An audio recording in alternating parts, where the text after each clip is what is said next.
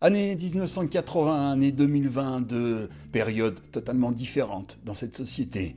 La pensée change, tout n'est pas bon à dire. Et pourtant, je voudrais prendre quelques instants pour vous raconter une histoire qui me faisait mourir de rire dans les années 80. Le fait d'y penser me fait sourire, et la chute était à tomber.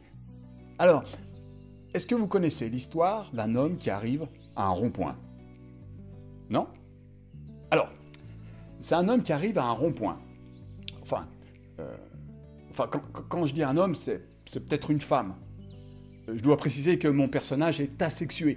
Son genre n'a pas d'importance. Je ne veux pas me retrouver face au réseau de machos ou de féministes. Son orientation sexuelle n'apporte non plus aucun changement à mon récit. Homo, bi ou hétéro n'apportera pas de plus ou de moins-value à mes mots.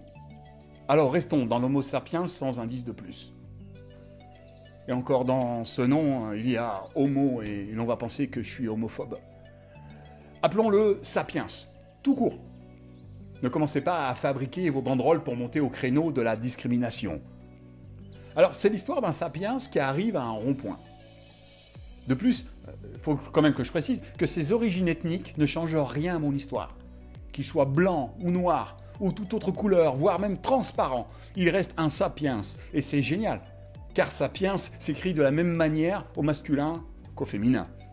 Je dois préciser aussi qu'au niveau social, il peut être salarié, indépendant ou indépendante, SDF ou SDFE, chômeuse ou chômeur.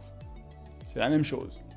Pour ne pas être attaqué par un professionnel ou une professionnelle de la revendication minable de la mauvaise foi ou de l'interprétation par les temps qui courent, sachez que je ne fais aucun profilage social, racial ou religieux non plus. Je ne pointe ni les personnes âgées, ni les adultes ou les jeunes adultes, encore moins les adolescents. Je ne vise pas non plus les enfants, les bébés non plus, ou peut-être même les fœtus. Non, je n'y touche pas.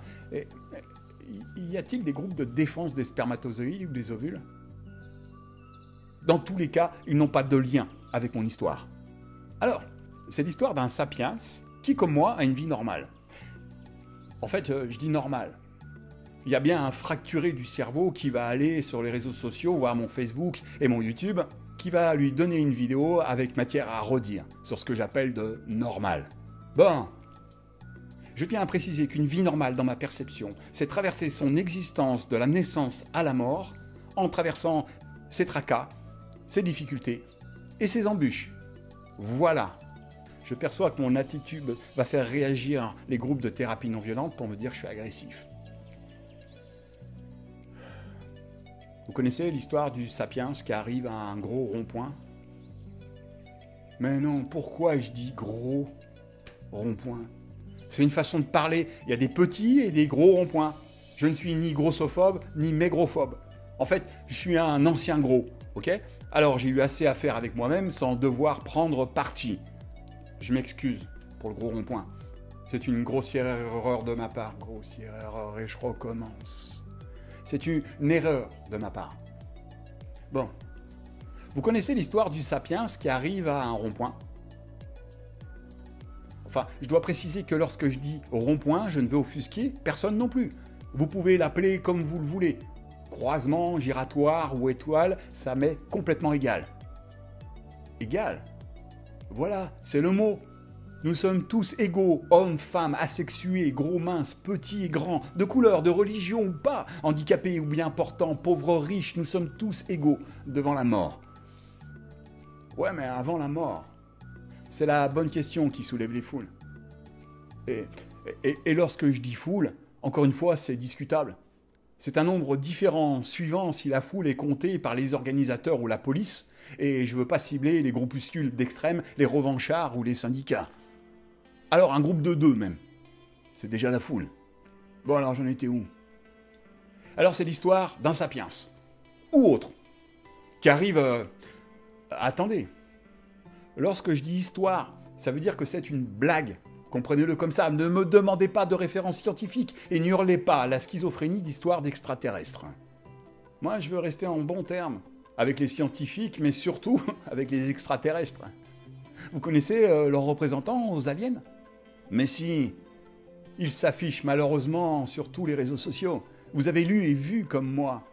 Vous savez, ceux qui disent que la 5G a été créée pour transmettre le coronavirus, afin que Bill Gates permette l'enrichissement des laboratoires qui vont produire des vaccins, promus par tous les gouvernements du monde, qui pourront enfin injecter des puces sous la peau du sapiens et de contrôler l'humanité. Ouais, c'est triste et pourtant. Combien les soutiennent et les mettent au nu? 21e siècle, où seul le bug sur les réseaux, les motivateurs et les influenceurs sont pris au sérieux. Années 80, 2020. Un gouffre à travers le siècle. J'ai même plus envie de vous la raconter, mon histoire. Vous la voulez? Avec les mots du 21e siècle. Alors, ce sont des lettres qui font des mots. Ces mots qui font des phrases et des paragraphes. Et qui parlent d'un assemblage de cellules qui arrivent à... Et... boum, il meurt. C'est moins drôle comme ça. Je le savais.